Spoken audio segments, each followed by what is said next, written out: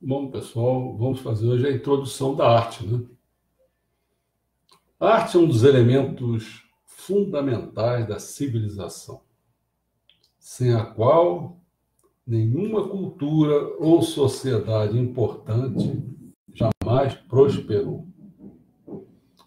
No decorrer da história, trabalhos artísticos assumiram muitas formas e serviram a muitos propósitos, sempre evoluindo no processo.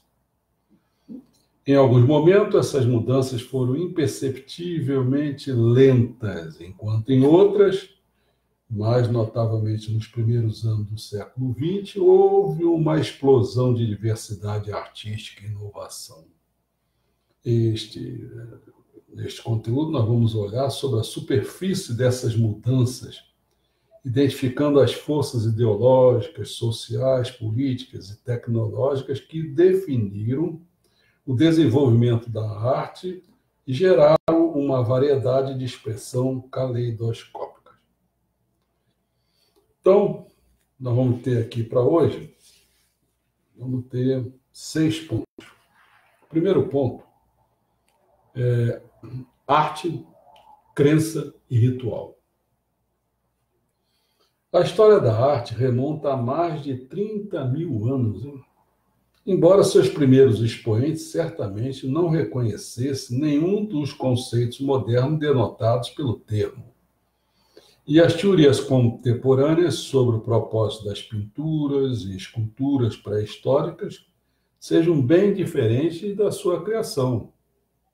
O cara criou lá com uma maneira de ver e hoje está pensando de outra, né? A arte mais antiga podia estar ligada a crenças sobre fertilidade, adoração ao sol, reverência aos mortos, ou magia simpática, como, por exemplo, será que dá para auxiliar a caça? Faz uma magia para isso acontecer. Mas, independentemente de seu papel, os trabalhos artísticos eram ferramentas rituais, funcionais, planejadas para auxiliar em questões de sobrevivência. Crenças sobre Deus e vida após a morte inspiraram desde o início a arte e forneceram muito dos seus tópicos. Os antigos egípcios, por exemplo, decoravam túmulos e textos e papiros com pinturas de seus deuses na esperança de que as imagens os protegessem do mal e os guiassem em suas viagens ao além da vida. Os chineses compartilhavam da mesma preocupação. O famoso exército de terracota, que muita gente já deve ter visto isso, né?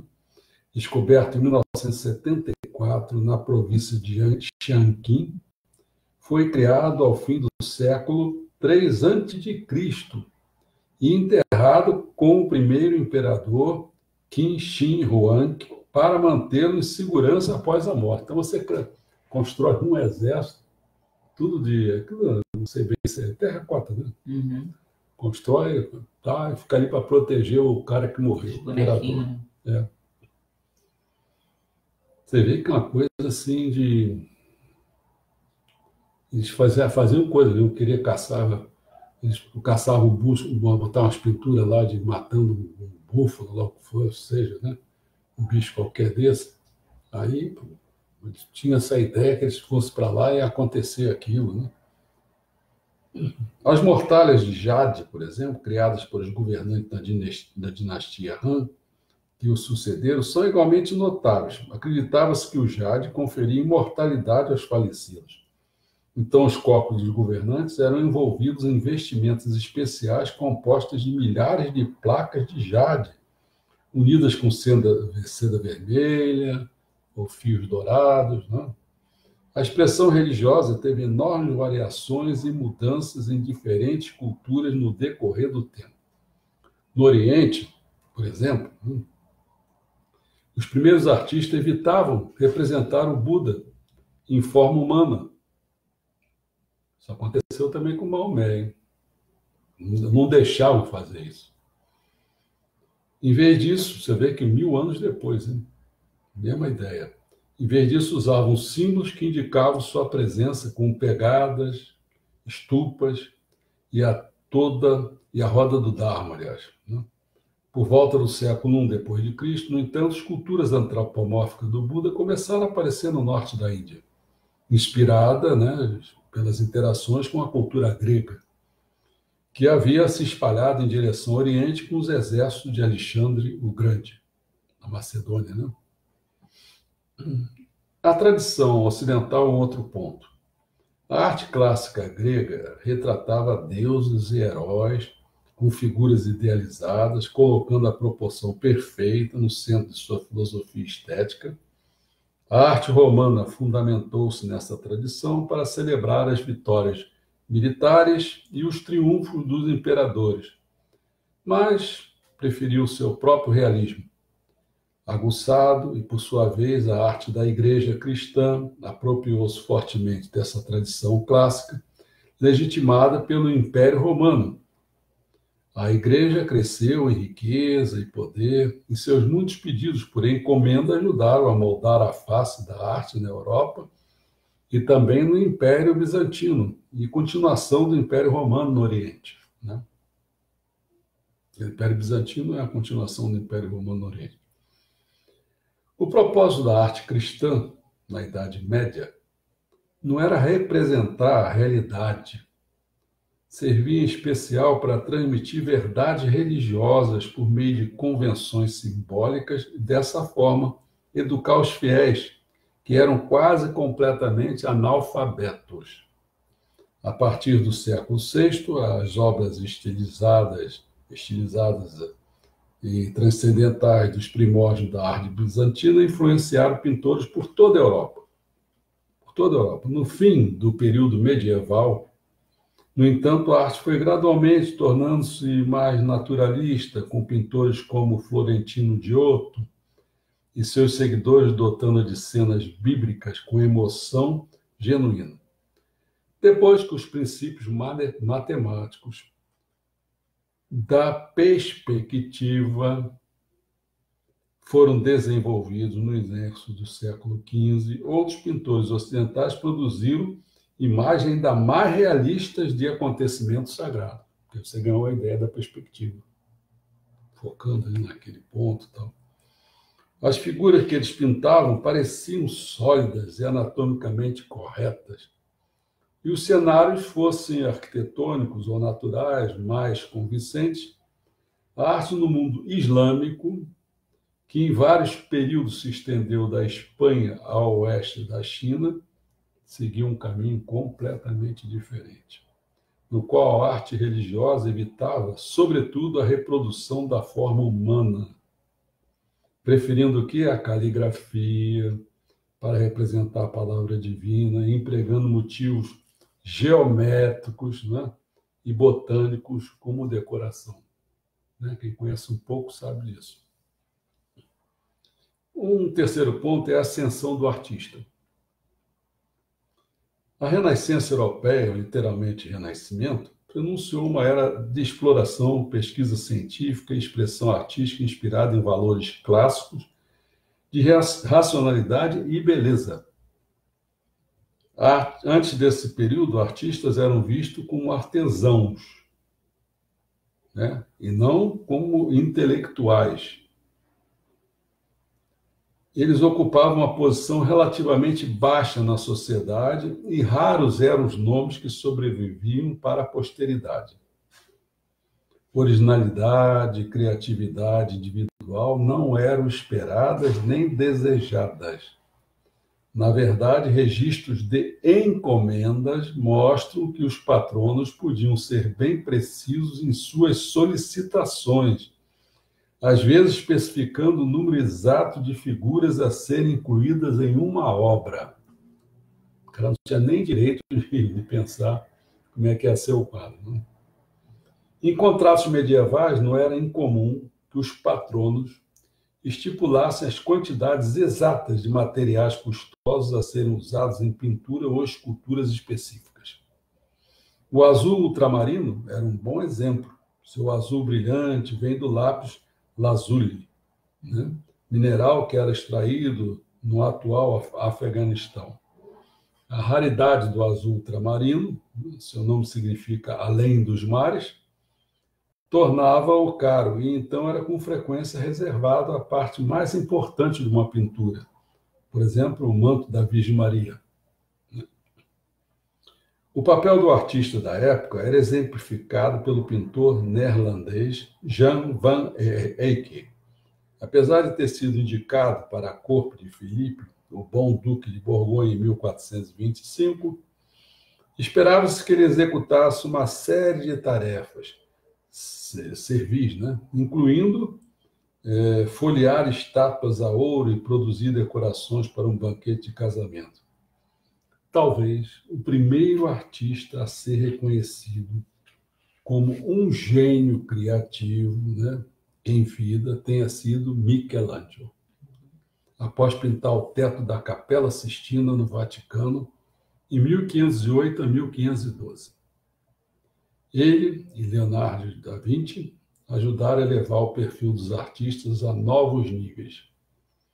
Mas, mesmo assim, a maior parte das pinturas ainda refletia as ideias e os valores de seus patronos, e não dos criadores. Isso pode ser visto nas complexas alegorias mitológicas de Botticelli e de seus companheiros, motivados pelo desejo dos príncipes italianos de exibir seu conhecimento de textos clássicos e dos últimos comentários neoplatônicos. Impulsos similares conduziram os empenhos artísticos durante anos. No início do século XIX, por exemplo, Napoleão promoveu um novo estilo, que era o estilo imperial, em uma tentativa de comparar suas vitórias às dos imperadores romanos. Um outro ponto seria a expressão pessoal. Mudanças no estilo artístico, em geral, refletem mudanças sociais. Antes do século XVII, por exemplo, os patronos mais influentes da arte ocidental vinham da igreja ou dos círculos reais e aristocráticos. No entanto, quando o Império Marítimo Holandês começou a florescer, ele deu origem a uma nova classe mercantil abastada. Esses cidadãos de classe média amavam a arte, mas não tinham interesses em cenas que fossem assim ostentosas de guerra ou mitologia clássica. Nem havia espaço em sua modesta residência, porque quem conhece um pouco a Holanda, é tudo pequenininho, né? Para as telas enormes que eram encomendadas para os palácios e mansões. É diferente. Qualquer pessoa tem, a gente mesmo que tem esse problema, já vi outras pessoas que têm esse problema. Tem uma casa pequena, não pode ter um telão enorme. Em vez disso, procuravam quadros que refletissem sua própria experiência. São, por exemplo, cenas de gênero, como imagens da vida cotidiana, né? Naturezas mortas, paisagem, e sua maior paixão eram as flores. Na Holanda era isso. Ainda deve ser, né? Os artistas atenderam a demanda, inaugurando a idade de ouro da arte holandesa.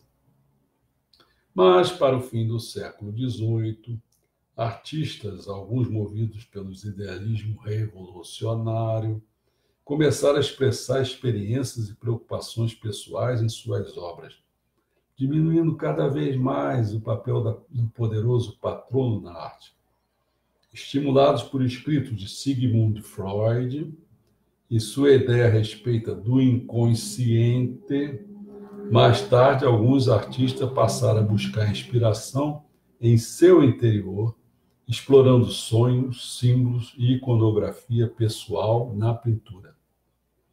Então, vai começando aquela época de jogar o borrão na tela, e quase que ele, se quisesse, podia até fechar os olhos, ficar melhor e ficar pintando assim, jogando o inconsciente para fora, entendeu? Bom, vamos às ideias e movimentos. Os cânones da beleza e do valor artístico estão em constante transformação, afetados por caprichos do tempo e da moda, mudanças de atitude pelo aparecimento de novas tecnologias e materiais. As ideias por trás dos estilos de arte podem surgir de um plano ou um manifesto. Às vezes são deliberadamente encorajados por membros de um movimento artístico, não? Mas, com frequência, se aglutinam ao redor de um grupo de artistas em certo período e lugar. e só são nomeadas e analisadas por crítico posteriormente.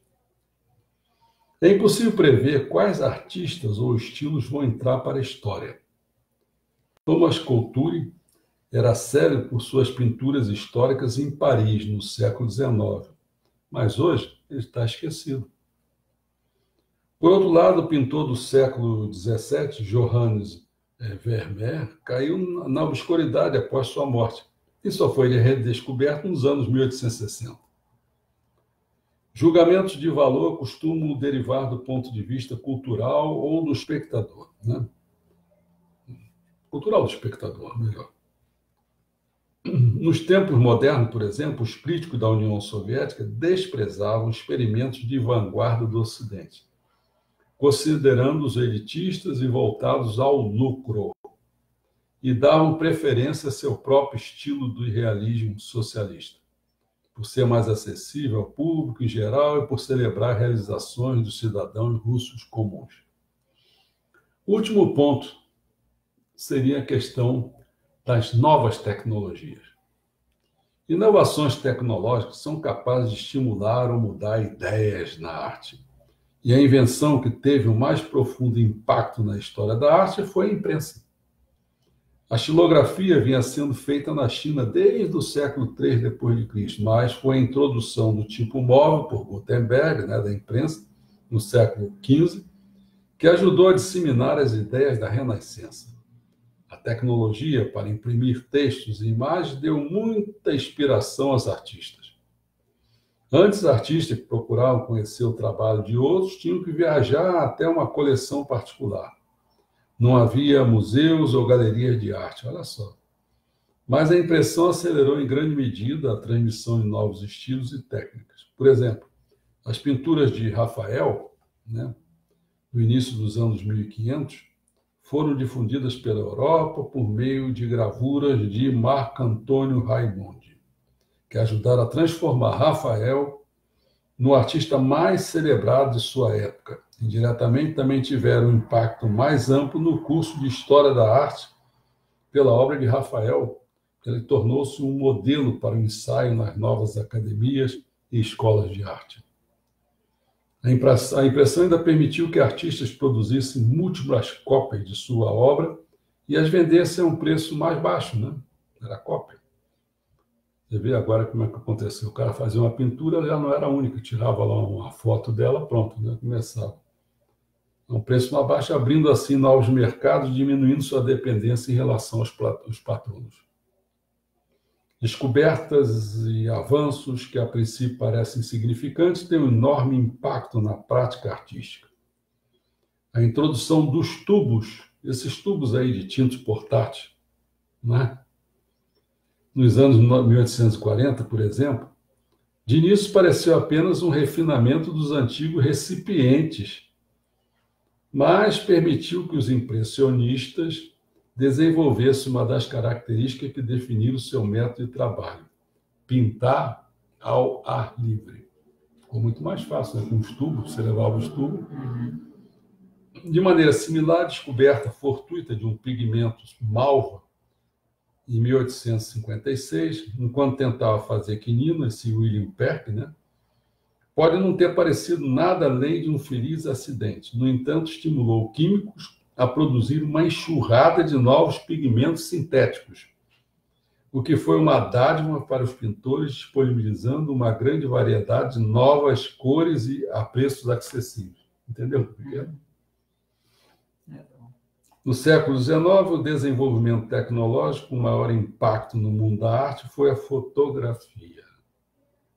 Por um lado, você diz assim, acabou. Não, despertou outras coisas. Mais ou menos se despertasse outras coisas, para mim não é muito bom, não, mas foi. Mas despertou. Porque aí o cara comparava, eu não posso fazer uma coisa tão exata quanto uma fotografia. Então vamos lá. Então, no século XIX, o desenvolvimento tecnológico mais impacto no mundo da arte foi a fotografia. A invenção causou pânico entre alguns artistas. Eles acharam que ela resultaria no fim da pintura. Na verdade, aconteceu o inverso. Passado o choque inicial, grupos incluindo os impressionistas e os pré-rafaelistas, né, adotaram a nova tecnologia utilizando para encontrar formas inovadoras de olhar para o mundo à sua volta. A tendência à experimentação ganhou ritmo no século XX, quando a autoexpressão tornou-se o novo lema.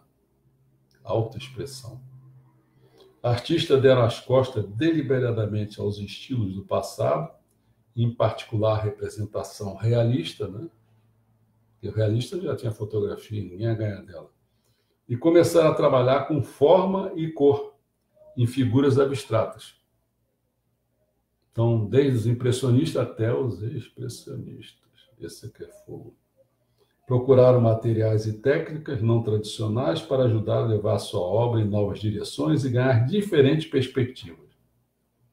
Nas palavras de Paul Klee, a arte não reproduz o que vemos, ela nos faz ver. Viu como é que mudou? A arte não reproduz o que vemos. Você fazia uma pintura lá, um negócio, você ficava pintando aquilo que você estava vendo. Não, a arte nos faz ver. O quê? Aí é que é o problema, né? Se tornou mais complexo a história. Bom, não percam hoje, nós vamos já entrar nas doenças em geral.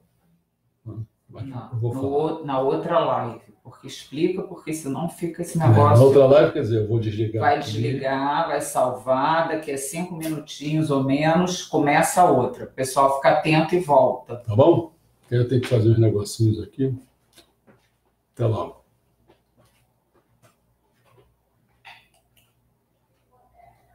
Daqui a pouco, hein?